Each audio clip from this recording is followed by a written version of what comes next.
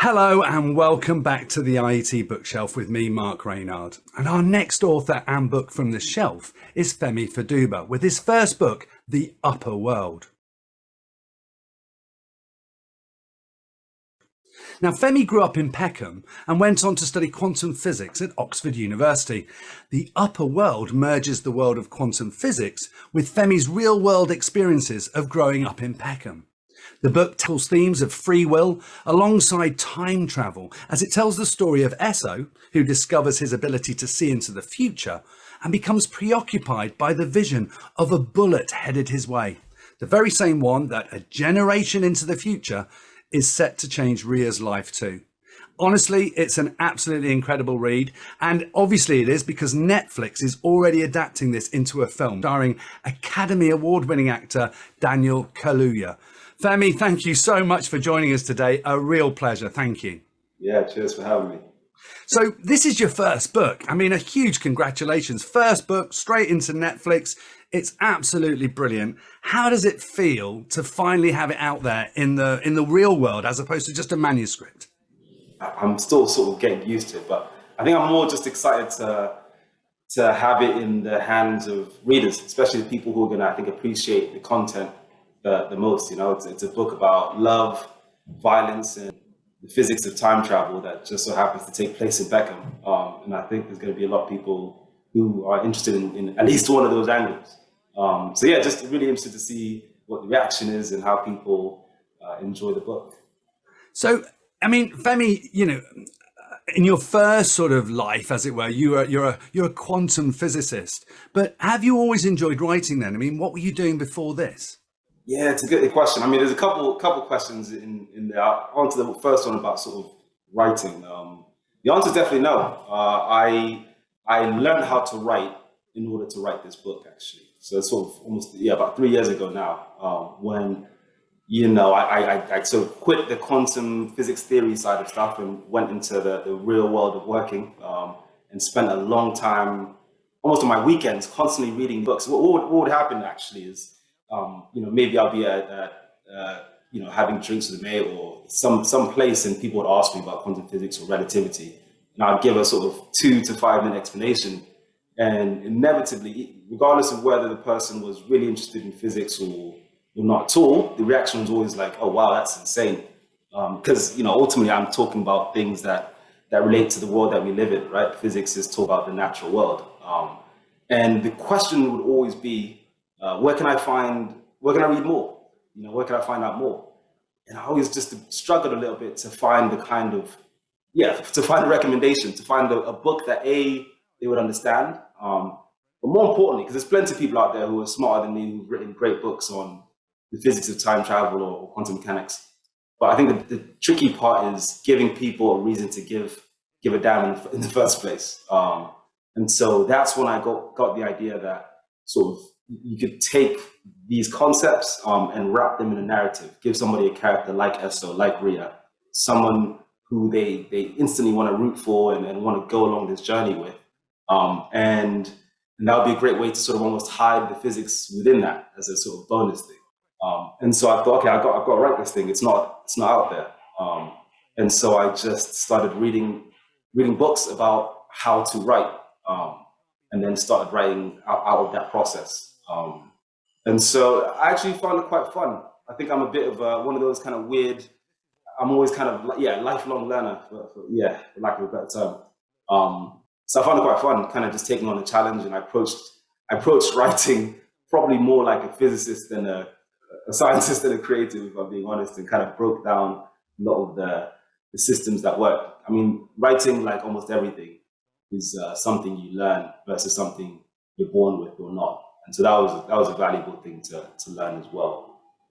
So maybe your next will be how to write a book by a physicist. That would be quite funny, wouldn't it? What I'm saying? Yeah. All broken down nicely in a sort of methodical way. Yeah, there's an idea there. Well, I'll have a 10% of that then.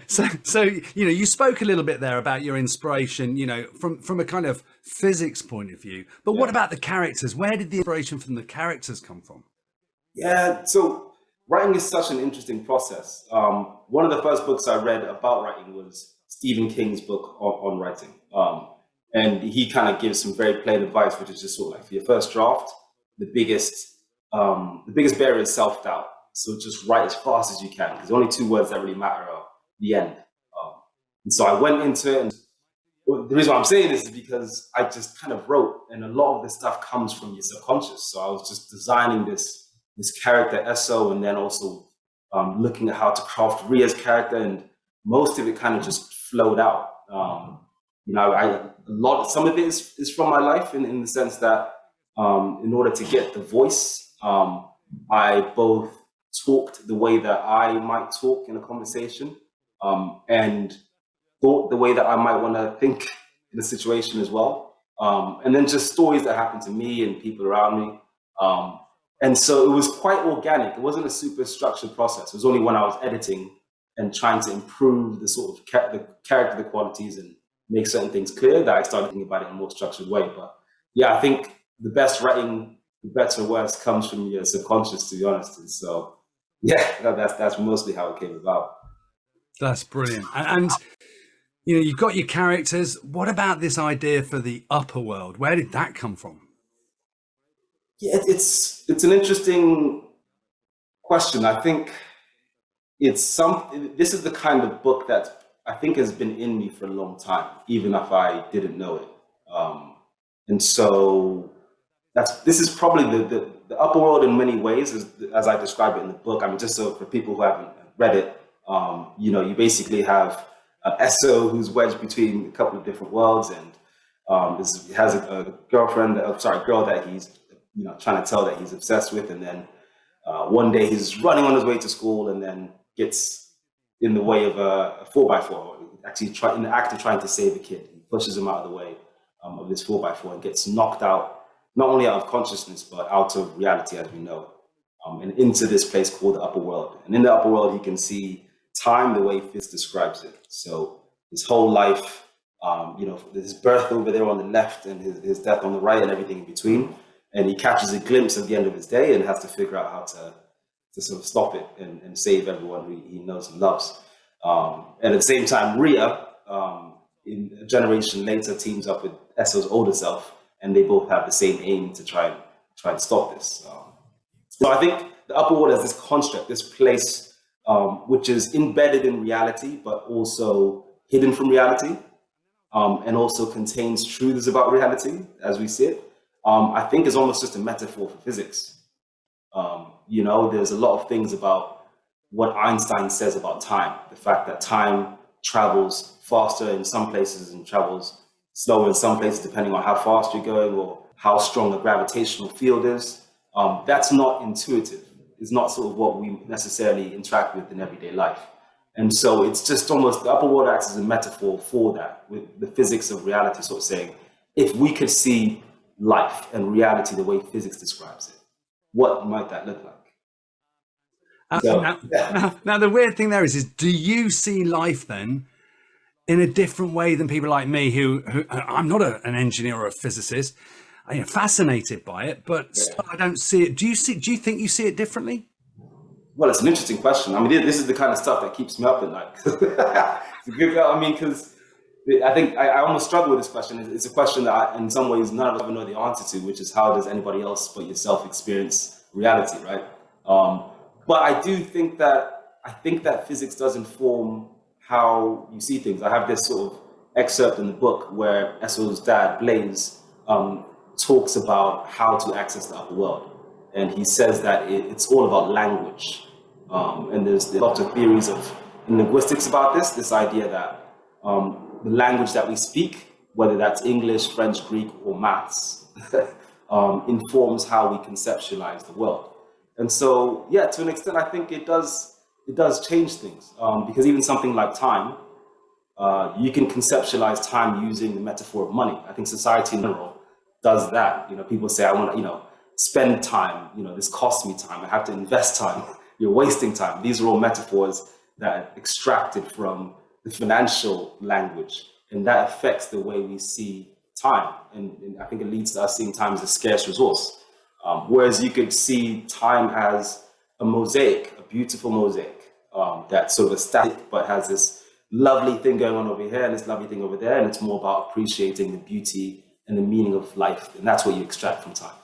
And so I do think that, for the most part, I'm probably walking and feeling the same things you are. But yeah, I think in my better moments, physics does provide me with a different view. Yeah. So, Femi, you set your book and you based it in Peckham and in the upper world, but you spent a lot of your kind of physics formative years, I guess, at Oxford. So was there ever a kind of thought in your head that that would be the sort of other setting, or was it always going to be Peckham and the upper world? Yeah, I mean, my life is actually a lot more complicated than the summary you gave. And something I always struggle with, actually, sort of trying to figure out how to even describe it. You probably did a better job than I did, than I ever do. But I think, I've grown up in quite a few different places, but Peckham is probably the one that's always been consistent. I moved here when I was sort of, I think, 10 years old. And there's a part of my book which takes place in 2036, I think. So that's quite far in the future, and I had to sort of make predictions about the future.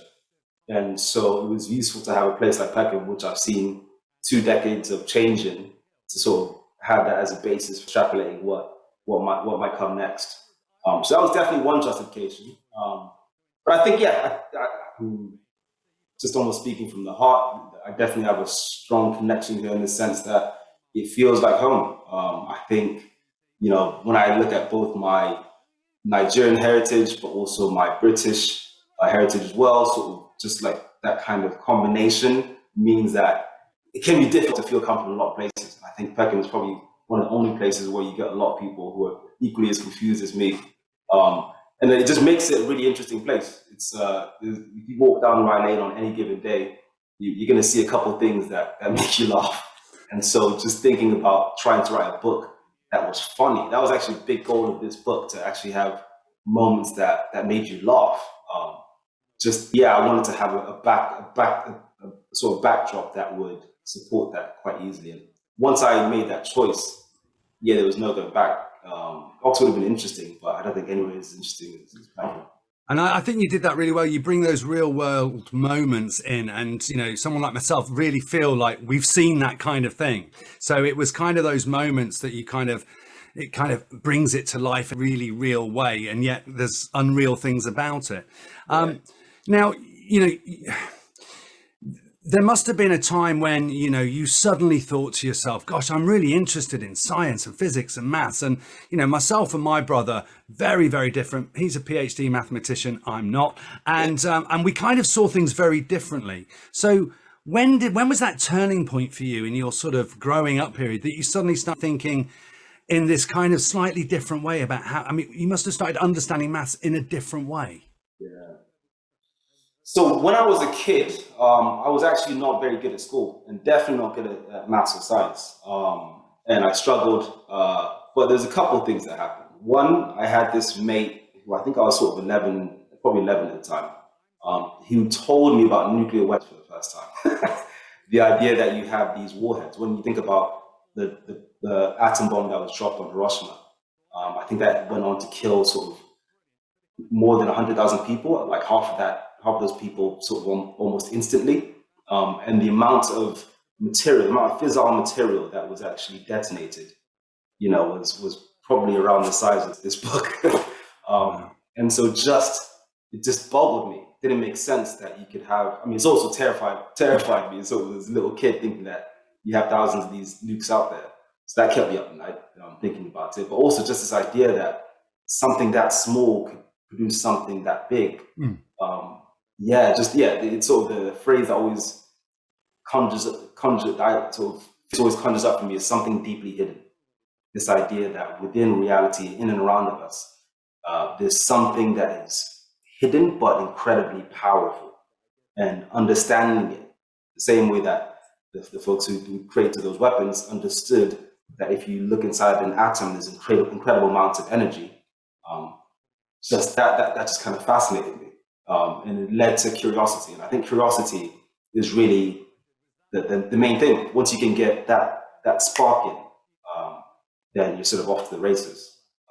I guess I also have to credit a guy named John Carpenter, who this is when I was at school. He wasn't actually a teacher, but I always hesitate to tell the story because it sounds really cheesy. And it sounds cheesy. B, it sounds like I'm getting up, and C, it sounds like something from Goodwill Hunting. But no, he was a janitor who I think I said something maybe about these nukes, and he gave me a physics book, and I read it, and he kind of gave me a couple more and kind of explained a few things to me, and my mates thought I was kind of weird for chatting to the janitor in break time. But that initial curiosity that I had, it was crucial, and I think this applies to anybody, kids or adults learning something, to have something to follow up to feed that curiosity. So that was really what built a sort of basis. And I would say a lot of things I learned when I was that age, sort of 11, 12, carried me through all the way to uni. Because I think physics, especially if you get it young, but I think definitely if you get it old as well, there's a lot of things in there. Once you break down that few key points, then it unleashes a whole new level of understanding, and things become much more easy after that.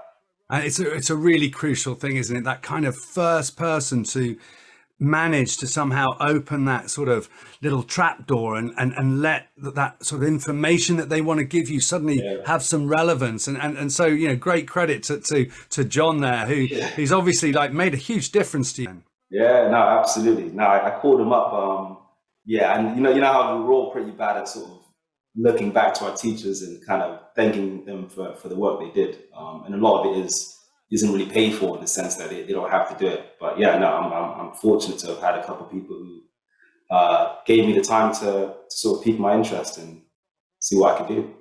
Absolutely. Now, it's a really complex sort of subject for people like myself to understand quantum physics, but the book manages to make it possible for someone like me, who's not a scientist or engineer, to read the book and still be completely engrossed in it without having to have that deep understanding of physics. I mean, there's pages in it. I've got some tabs sticking out of the book where I put bits in I was going to ask you specifically about. We might get time to come on to it, but there's references there to simple Pythagoras' theory, and then you did this great one with the torch explaining the speed of light, and then and so it makes it accessible to people like me. And then there's huge equations at the back that, to be honest, I got a bit lost in. So how did you manage to make it relevant to all those different audiences? Yeah, I mean, we'll see as well, right? If people agree with you. But I think it was my focus is the main thing. I in terms of conceptually how I thought about it. I think whenever it comes to trying to explain an abstract subject, a subject that's kind of like physics, which you can't just most of the time just show somebody this is it, is you have to find a way for them to visualize it. And so that's where it came in, that scene you described, where I'm trying to describe the fact that light is always going 300,000 miles per hour, kilometers per second faster than you, no matter how fast you're going, whether you're going, stationary or whether you're going 298,000 kilometers, still going that much farther. So I used a football stadium example so people can almost see it. And then I think the second thing is giving it stakes, almost giving it meaning, right? And so by taking these physics concepts and embedding them within a story where you have two characters' lives, or more than two, but two main characters' lives, literally depend on them understanding these concepts, it makes the reader a little bit more invested in understanding it too. And then I think, it's interesting, isn't it? It would be really fun to see what the reactions are. The third step I did was just showing it to people who told me they hated science, and seeing what their reaction is. The time when I realized, okay, I think I've done a decent job here, is the fact that the publishing industry, which is kind of, most of the people I interact with tell me that they ran away from physics and science when they were the kids. The fact that they've embraced the book, and Penguin is putting everything behind it, and Netflix believes in it as well. I'm really pleased with that. So in the world of science and maths, and physics and all of those areas, maths really is known as the language that physicists use to describe what's going on with the world. Yeah. You've given us a couple examples, but can you explain a bit more about how that is? How is maths, explaining what's going on? It's kind of I think when we do sort of junior level maths at school and sort of GCSE or whatever, it doesn't kind of give you that understanding that that's explaining what's going on in the world. But you kind of really get that across in the book. Give us a couple more examples on that. Yeah, so I have to say, the book one of The Upper World focuses on a little bit more kind of Einstein's relativity. Book two is going to be purely quantum mechanics, and those are the two branches of physics. Now, quantum mechanics, is all about what happens at the very, very micro level, right? Sort of, it turns out, when me and you, we can see each other's faces, but if you zoomed into my sort of the hair on my eyebrow, you then see molecules, and then if you zoom into them, you'd see atoms, and then if you zoom into them, you'd see a nucleus with sort of, let's say, a an electron, for instance. But if you zoom again, it turns out that an electron is just made of something that we can't describe in terms of a substance. There's no analogy I can give you that explains the most fundamental unit of reality. There's nothing I can give you that will feel familiar except for number. So quantum theory is literally based on this idea that at the most fundamental level of reality, things are made out of numbers. I don't know how helpful that was. No, it is. I'm just totally fascinated about how this kind of language. I love the way you talk about language. I mean, it's interesting as well, isn't it? Because a lot of mathematicians are good at languages or are good at creativity because it all connects together. The kind of idea it's a language and it's creative and all those kind of things. So, what was the thing that really caused you the most difficulty when you were writing the book? Was it that getting that language across to people like myself who aren't sort of well versed in it, or what was the one thing that really sort of was the big challenge? Yeah, I think the biggest challenge I faced while writing was probably self-doubt. In some ways I had the advantage that I hadn't written before. I think a lot of writers I know have been doing it for a long time, which gives them incredible skills that I was way behind on. But it also leaves them with like a lot of expectation where they think I'm a good writer. This first page of my writing is meant to reflect like sort of Shakespearean levels of talent. And I just knew my stuff was going to be pretty average, and I just wrote the first draft and kind of got there. But I think after I did a draft sort of and a half, I started thinking, okay, I got a little bit ahead of myself. This is sick. I sent it off to my mate to read. I said, let's meet up for a beer and just chat through, get your feedback. And on my way to go see him, I just opened it up, literally in like mid-transit. And I started reading it, and I got to the third paragraph, and I was like, this is rubbish. I just kind of went from here, to there in terms of how good I thought it was. But then I met with him, and he said, it's actually like there's a lot of promise here. The ending's rubbish. I changed that. But the more important thing he said was just that, look, Femi, the only thing that matters actually is how you feel about the book. In the sense that if you picked The Upper World off of the side of the pavement and read it, would you say this book is sick? Like, if you're being really honest with yourself, would you think it was sick? If the answer to that is yes, then it probably means there's a lot of other people who agree with you, and it'll do well. And even if they don't agree with you, at least you've done something sick, and you can be proud of that. And so that kind of freed me up from that self-doubt, and it also gave me a bar for which to judge things, which is just like my most honest self. Yeah, I think that's kind of probably the biggest one. I'm still struggling with it though. Self-doubt is something that you kind of have to manage all the time as a writer. And it's interesting, isn't it? Because writing a book like that must be very personal as well. So the self-doubt comes back because you've poured so much into it, I suppose, and then, you need those people around you, I guess, to be honest and give you feedback so you can improve as well. So it sounds like you had a great network around you. Yeah, absolutely. And I think that process of getting feedback is something that you have to it takes a bit of thought. Because on the one hand, you don't want to release things out in the world too early. I honestly didn't tell anybody I was writing a book. My parents still haven't read the book. I gave them a copy this morning. And so I was quite caged off about it. I didn't really mention it. Because there's certain things where if you get feedback too early, it can rock you in the wrong way. But I think once you do have something that you've done your best on, you do have to get it out there and ask hard questions. Brilliant.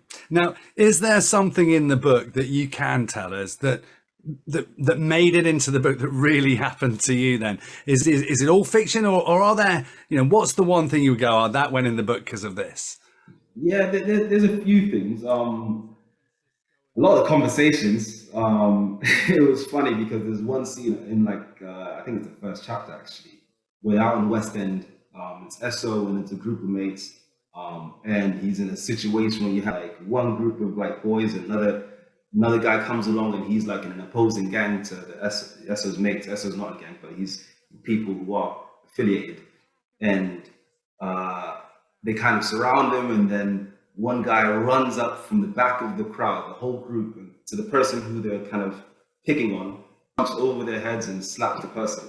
I remember writing this, and my editors came back and said, this feels a bit like sort of Marvel-esque, kind of doesn't feel realistic that somebody would jump over. And I got that point because it makes no sense, but I saw it happen. It was like one of my mates who, somebody literally he was in that situation, the person that was in a lot of trouble, and it was in West End. And somebody ran up after a group of boys and slapped him, and I actually had to come in and sort of try and diffuse the situation.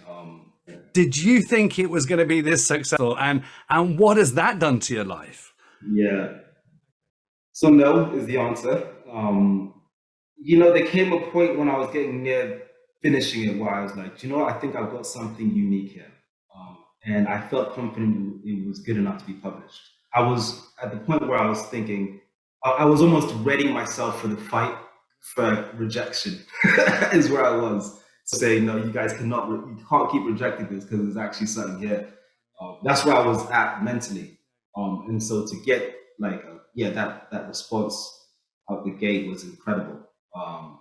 And the movie stuff, I don't have any experience in it, and they made me an executive producer on it, so that's quite cool. Kind of like joining those Zoom calls with Daniel Kaluuya and a guy named Eric Newman, whose company Brand Electric. They made like Narcos and Bright before the things, and so just learning from them.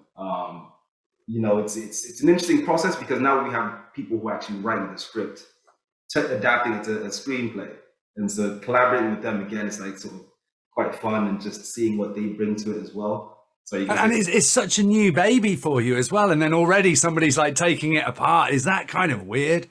It is weird. Is probably the right way to describe it, but I think there's two things. One,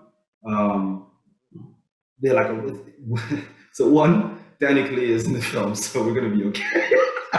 I think no matter what, he's gonna kill it because he's the best actor in the world. And two, it's a really strong team. And so honestly, there's a lot of stuff I don't understand about how the film world works. Like there's, it's not just a script. It's like if you have a film with bad set design or bad lighting, it can be a bad film just because of that. And so it just taught me to trust in the team. And thankfully I have a sick team around me. So fantastic. But it's mad though. It's madness. And I think that kind of movie world is even more sort of like helter-skelter for my sort of more structured brain. So yeah, it's a bit of getting used to, but I'm enjoying it though. I'm enjoying learning. It's just going to be the most exciting, amazing time for you. I can't imagine it. But, you mentioned earlier, this is my last question, Femi, and thank you so much for joining us. My last question is going to be, you did touch on it earlier, that already you're thinking second book, quantum mechanics. Yeah. Have you started writing it? Is it already going to be in a film? What's coming up then in that respect? Yeah, I can't talk too much on the film side, mostly because I don't know exactly, what the sort of next installment of things will look like. But in terms of the book, I'm really excited about it. Book 2 is the book I would have written first if I'd had the confidence to write it at that point. And so it's a little bit more ambitious. It's a huge leap, and I think it actually, the physics of it will hopefully actually be simpler than book 1, but more expansive. So hopefully like a higher payoff for everybody reading it. But I'm excited about the storyline.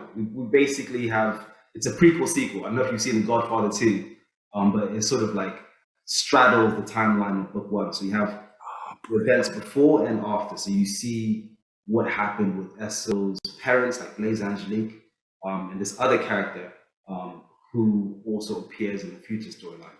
And he is somebody who has immense command of the upper world and is after blood, with only Esso and Rhia in his way.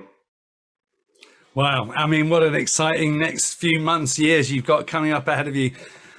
Really, a great book, by the way. Really enjoyed reading it. Thank you so much for joining us. We really, really, really can't thank you enough for coming on and meeting us on the bookshelf. So, Femi, good luck with everything. Hopefully, we'll catch up for your second book then. That'll be amazing. Yeah, and, you know, good luck with everything. That's all I can say. Thanks so much. It's been fun. Cheers for having me. No worries. Take care now. Bye. Cheers.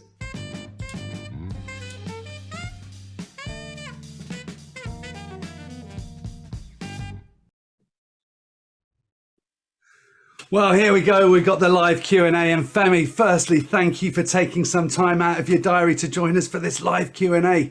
And a huge congratulations, by the way. The book's brilliant. It's absolutely fantastic. I've lost it now as well, which is really upsetting. It's up there. I'll grab it in a second. But it's been out now. It's in the hands of the public. How's it going? Yeah, no. Well, firstly, thanks for having me. Good to chat again, Mark. I think the last time we chatted, it just come out. So yeah, it's been a fun little time. Quite busy, sort of doing some press, also going into schools, doing some STEM work as well. So it's been fun, quite varied. But yeah, getting on with it. And I bet it's been a massive roller coaster, hasn't it? Ups and downs since when we last chatted to now. It's, the book's out there, everything must have moved on. So what's been happening? Has the book had good reviews first? Have you enjoyed that side of things? So I definitely don't read the reviews, because I think every author I've spoken to is like, do not do it. It's just the view isn't worth the cloud. The upside isn't worth the downside. And I think there's one of the flaws in human nature is that sort of one bad comment usually outdoes like 10 of them, right? So I kind of just don't look at them. Even the good ones, I try not to look at at all. But I know the sort of averages, and it's doing really well on sort of Amazon and Goodreads, and sort of like above four average on both platforms, which is pretty remarkable. And so yeah, no, it's been fun, and I think that the reviews that have been most meaningful though is actually just chatting to people who read it in person, and who felt like passionate about the subjects and enjoyed it. Yeah, that's been awesome. Yeah, no. And in terms of all of the kind of hype around the fact that you've got a Netflix sort of contract with this as well, how's that been going? Has that been coming sort of together as well?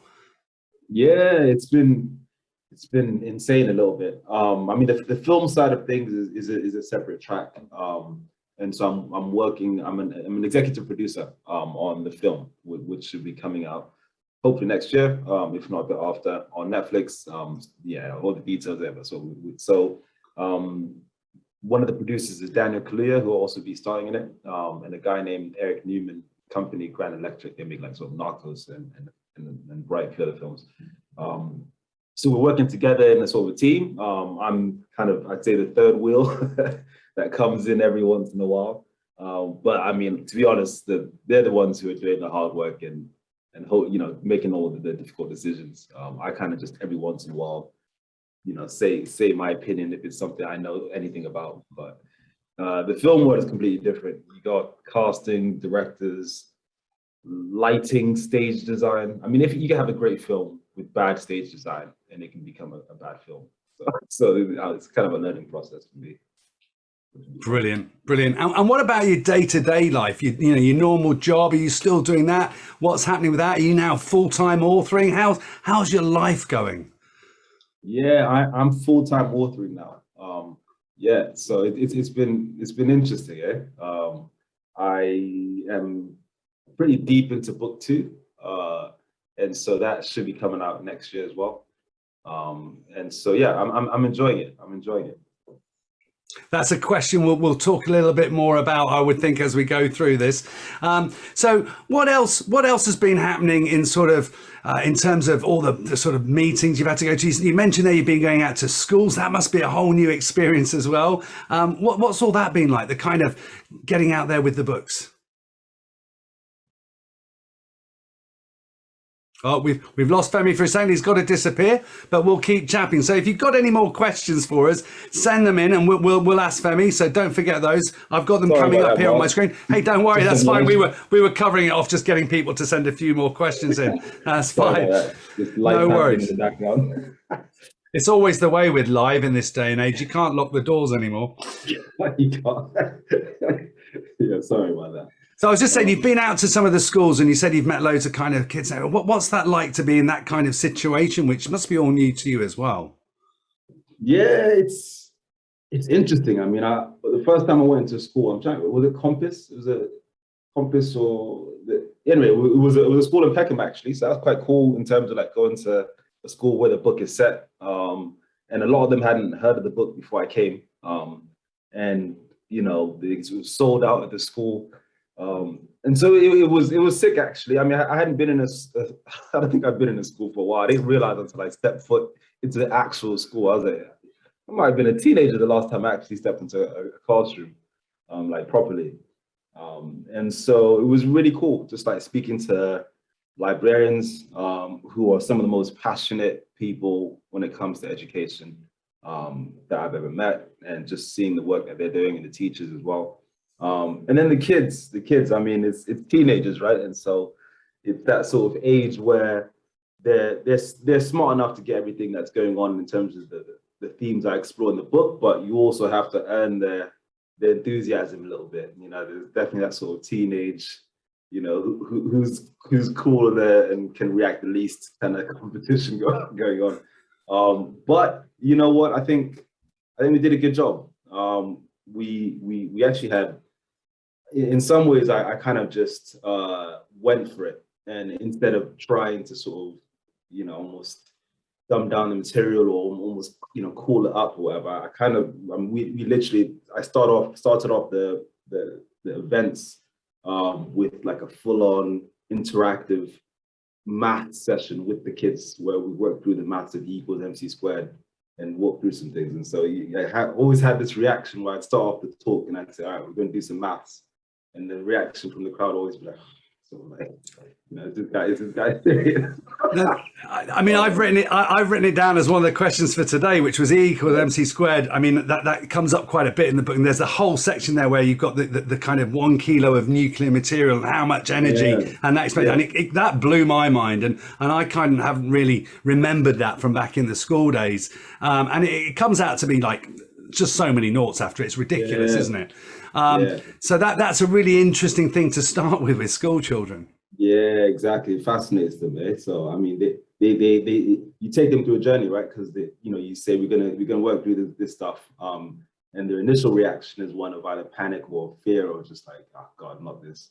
And then you start going through it and they realize the maths isn't that tricky. And then you show them its relevance and meaning in real life.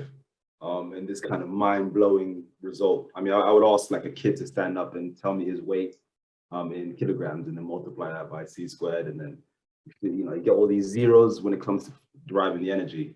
And then the final step was showing how much energy they have in terms of the number of Hiroshima bombs that they're equivalent to. It's just phenomenal. They turn completely into energy. And so I think something like 300,000 Hiroshima bombs for like a teenage kid.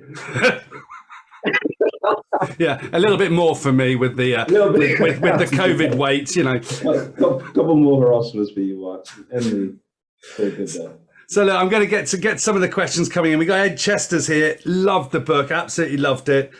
Curious why the relativity exploration was enabled, juxtaposed, blended with bullying and violence. And was there another vehicle that you ever considered to do that with?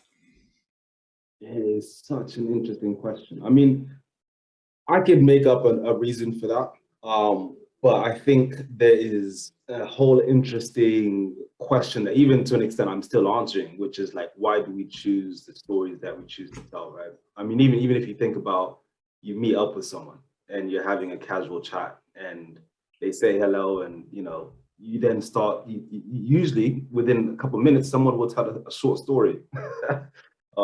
And it kind of goes back and forth. And so it's just kind of this, but there's a sort of psychology to like, or question of like, why did I pick that story to tell?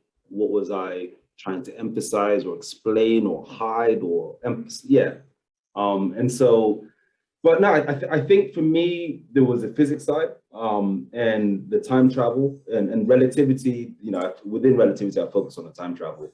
And time is a great metaphor for a lot of emotional things.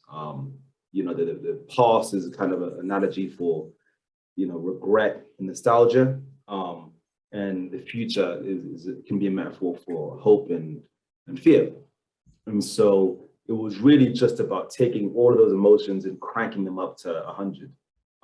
And I think when it comes to like the question around violence, I think I have probably a particular interest in the subject of violence, how it is enabled and spread. I think, in book one, we look at violence in a place like South London a little bit.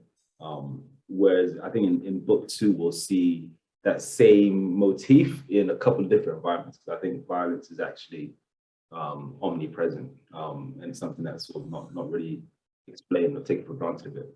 But yeah, I wanted to look at that question. And when I was writing the book, I had also gone through something not too dissimilar to Esso. And so maybe I think probably subconsciously I was trying to answer the same questions to the book. So yeah.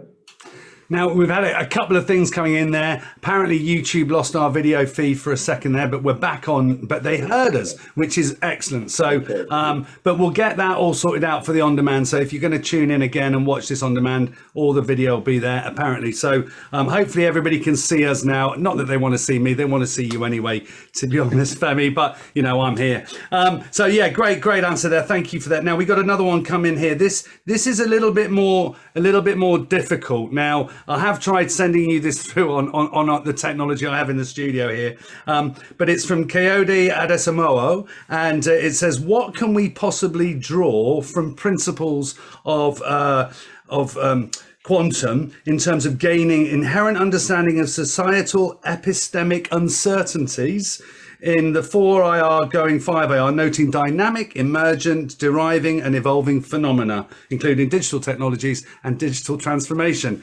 Now, hopefully I've read that out right, Femi, so sorry about that. But there you go. That's a cracking question. It's a cracking question. You want to go first? I can piggyback off of you, Mark. Just you can. I don't even know what I asked them, to be honest, Femi. I have no idea. I'll leave it for you to come up with the answers to this one. It's a tough one. It's a tough one. No, you're right. I'm going to answer this as best as I can, and I'm not sure I'm going to answer it perfectly because there's a few things going on in there, and some of them, yeah. Anyway, it's an interesting question. I think if I was to put the question into my own words, I think what's being asked is, you have this theory of quantum mechanics, right, which applies mostly to like the small scale, right? So when you zoom in to sort of the atom electronic scale, the laws of physics seem to behave differently than they do with classical physics, and you have quantum mechanics becoming the law of the land. And I think what the Coyote, I think his name was, is asking is, how can we take some of those weird principles from quantum mechanics and use them to understand things that are happening at a bigger level, like almost a societal level. I think that the IR4, the Industrial Revolution, number 4, I think we're in number 3 right now. But how do we understand the different futures you might get, the divergent futures and evolutions you might get with technology and society's application of technology? And is there anything that quantum can teach us? So I think my answer to that would, I'll try to keep this brief. I think the most kind of quintessential principle within quantum mechanics is this idea of superposition, which is this idea that something can be in two opposite contradictory states at the same time. So like you could flip, it's almost like the equivalent of flipping a coin and getting heads and tails at the same time. Doesn't make sense, right? It's contradictory. But within the quantum world, when you look at an electron, you can have an electron spinning clockwise and anti-clockwise at the same time. And it's only when you measure it that it chooses almost, not like it has a brain, but it collapses effectively into one. And so you only see it going one way. But there's experiments that they've done to show that it is actually in this superposition state before you measure it.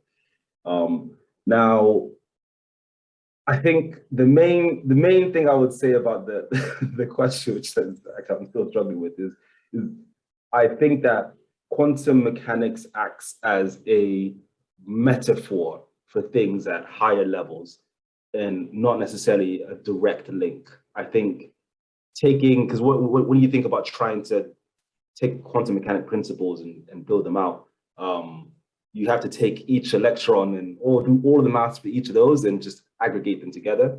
And there are no computers in existence that can do that. You need a quantum computer to do that, to figure out quantum at a large scale. And so it's really more about like metaphors and what does it show us about the way that different things that seem contradictory can evolve.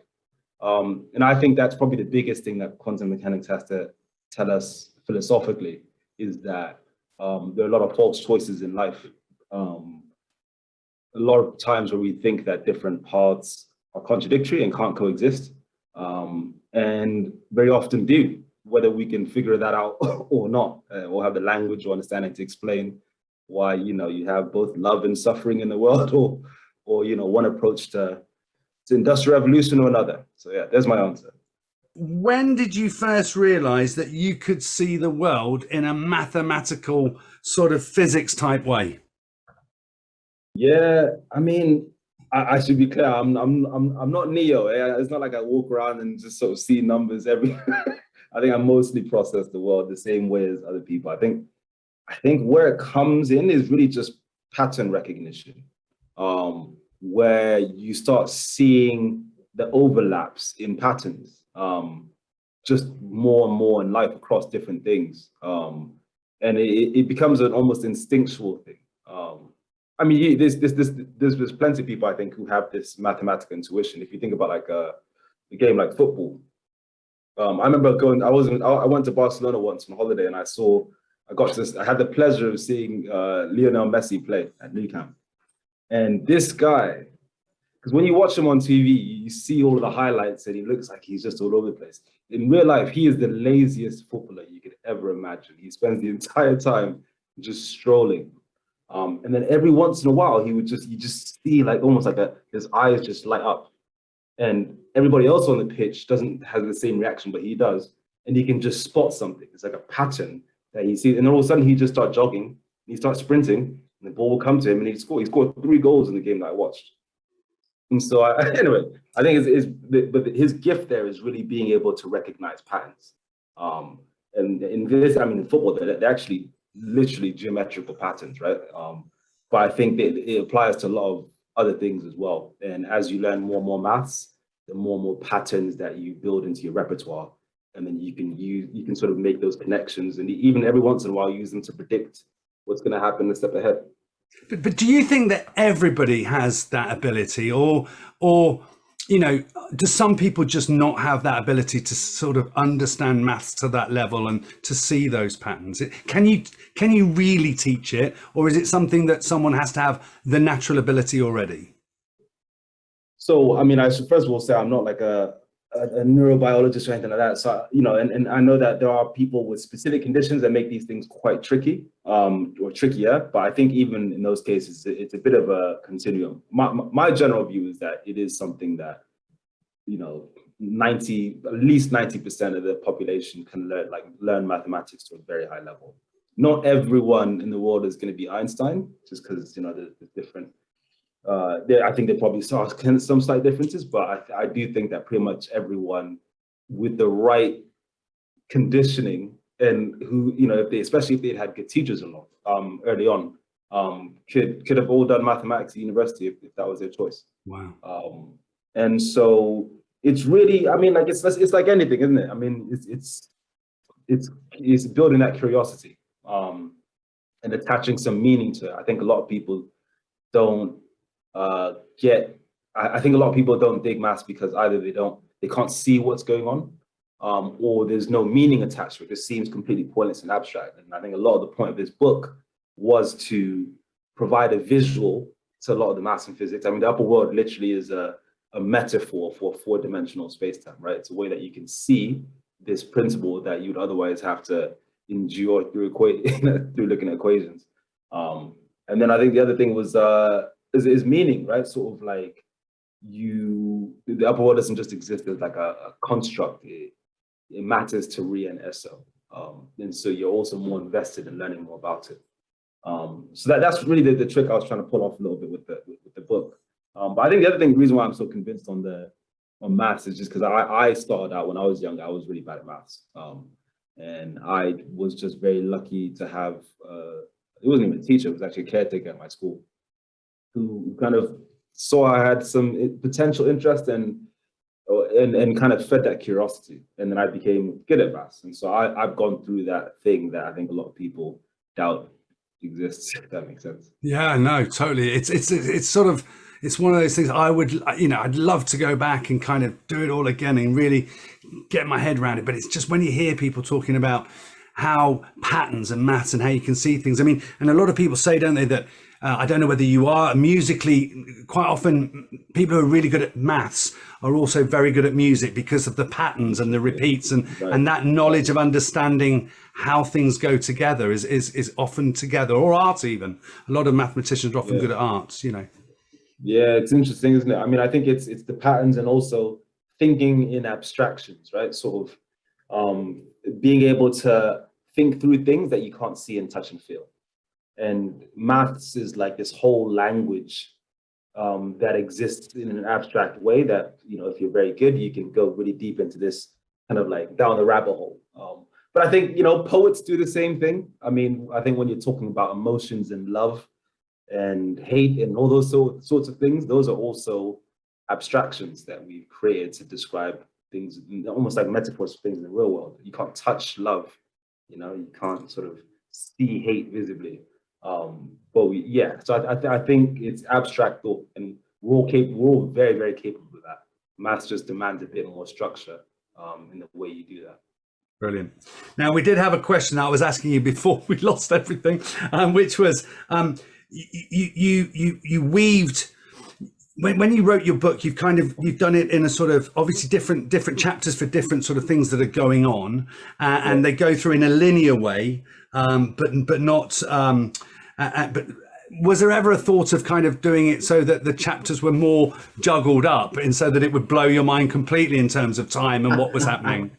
Oh man, you know what? I don't think I had the guts to do that.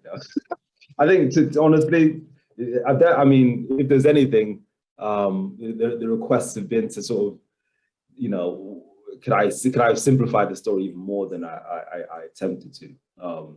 And so I could have done that. I mean, that's sort of like Slaughterhouse-5. I'm not sure if anyone caught the Slaughterhouse-5 reference in the book. I think there's one line where it says, "And so it goes." But yeah, no, in that book, he jumps back and forth. But I just felt like I would lose too many people. Yeah. And okay, earlier on, we're getting close to the end now, but earlier on, and thank you for getting back on, that was brilliant, by the way. Earlier on, you mentioned that you're deep into your second book now, so you're full-time authoring, you're doing all that. When's the second book out? How far into it? Just tell us all about the process. What's been happening with that? Yeah, so the first book was about relativity. Book 2 is going to be about quantum physics. And so the goal is that, once you read both books, you actually have a view across both the two. Those are the two major fields of physics. And so you'd have actually a pretty decent understanding of physics, theoretical physics as we understand it right now. So yeah, anyway, I'm delving into the quantum side of things, which I'm excited about. And it's a prequel sequel. And so we kind of meet the characters, Rhia and Esso, where we left them in book 1. And Rhea's on her way to uni, so she's got a few interesting challenges there. And then also, there's someone arrives wanting her head. So that's another thing thrown in the mix. And is it going to be set in your university that you went to, or are you moving away from just following your own life story along?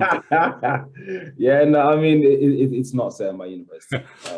And I mean, like, I think with all of these stories, it's a weird mix, right? Sort of. I think there's a lot of the details of Esso's life, including like where he went to school, etc., aren't mine.